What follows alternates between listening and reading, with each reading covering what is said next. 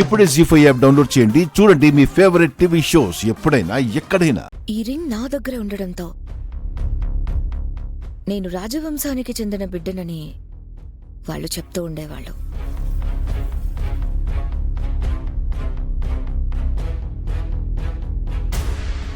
అందుకే హాలిడేస్ వచ్చినప్పుడల్లా నేను ఇండియాకి వచ్చేసి నా వాళ్ల కోసం వెతుకుతూ ఉంటాను.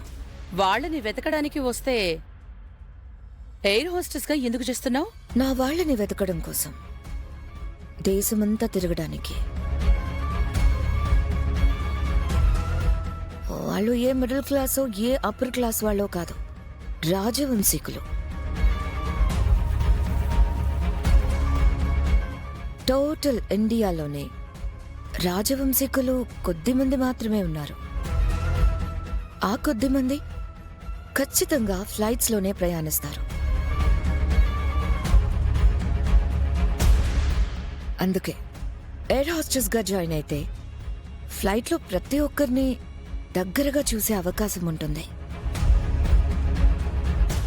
వాళ్లలో నా వాళ్ళెవరైనా కనిపిస్తారేమో అని తెలుసుకోవడానికే జాయిన్ అయ్యాను ఈ ఎయిర్ హోస్టెస్గా. నువ్వు చెప్పేది నిజమా?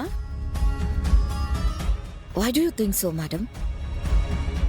నువ్వు చెప్పేది నిజమే అయితే, నిజంగానే నువ్వు చిన్నప్పుడే తప్పిపోయి ఉంటే నిన్న నీ బర్త్డే అని నీకెలా తెలుసు?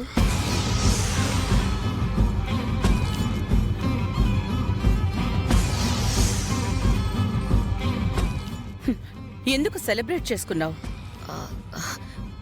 నేను నా బర్త్డే రోజే తప్పిపోయానంట మేడం. బర్త్డే డ్రెస్లోనే ఉన్నానంట. ఈ రింగ్ కూడా నాతో పాటే ఉందట. వాటితోనే నేను దొరికానట. అలా నా బర్త్డే ఎప్పుడో నాకు తెలిసిందే.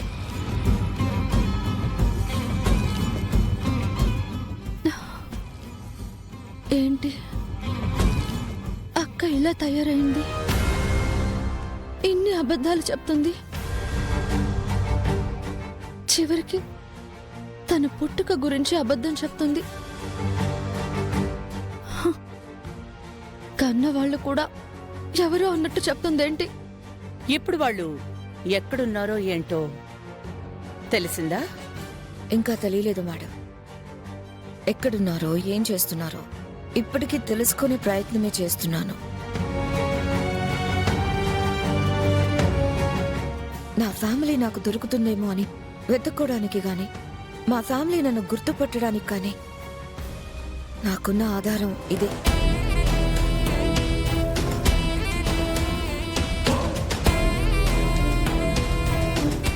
ఒకటి మాత్రం నిజం మేడం, మాది రాయల్ ఫ్యామిలీ. నేను రాజవంశీకురాల్ని.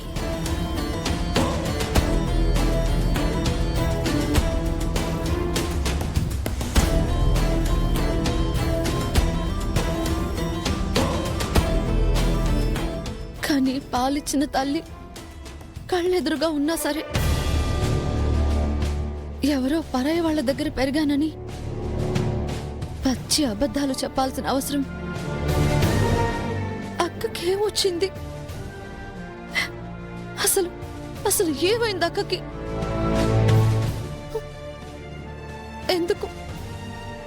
ఎందుకు ఇంతలా మారిపోయింది?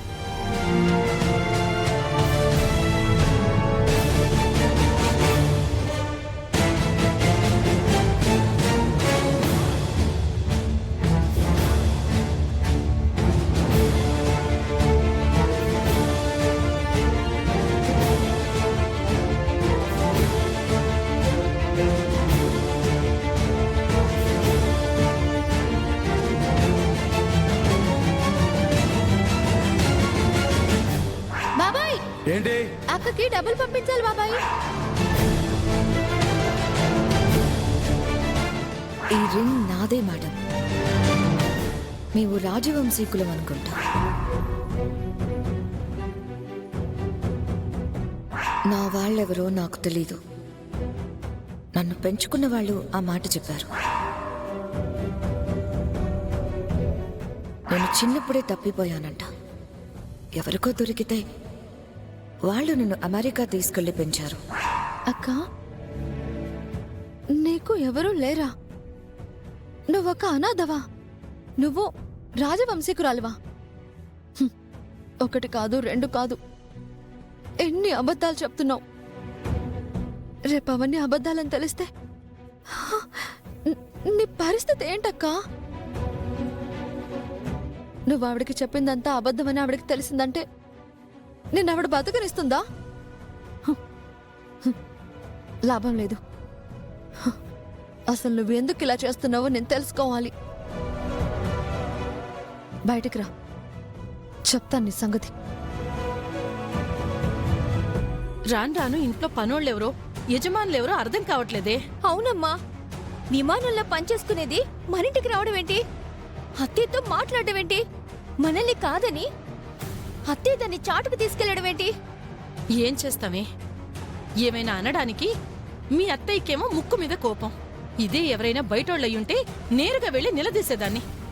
ఇప్పుడేదన్నా మాట్లాడదామంటే అటు తిరిగి ఇటు తిరిగి నీకు మీ బావకి సంబంధం ఎక్కడ చెడిపోతుందోనని ఆగాల్సి వస్తుంది. అమ్మో వద్దమ్మా, ఆ పని మాత్రం చేయకు.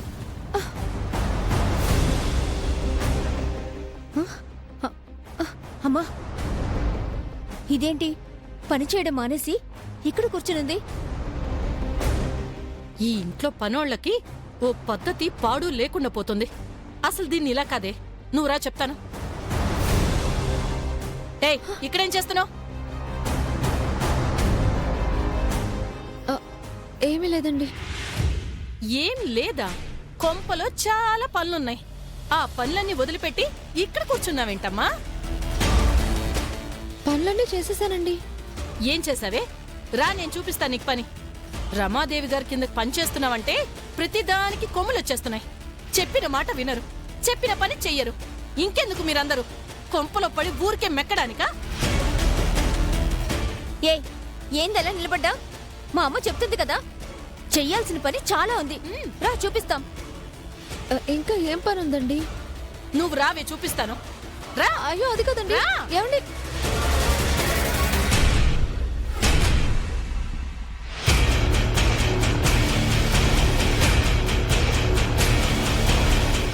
అది కదండి. ఏమండి, నేను చెప్పేది వినండి. అది కాదు. చూడు,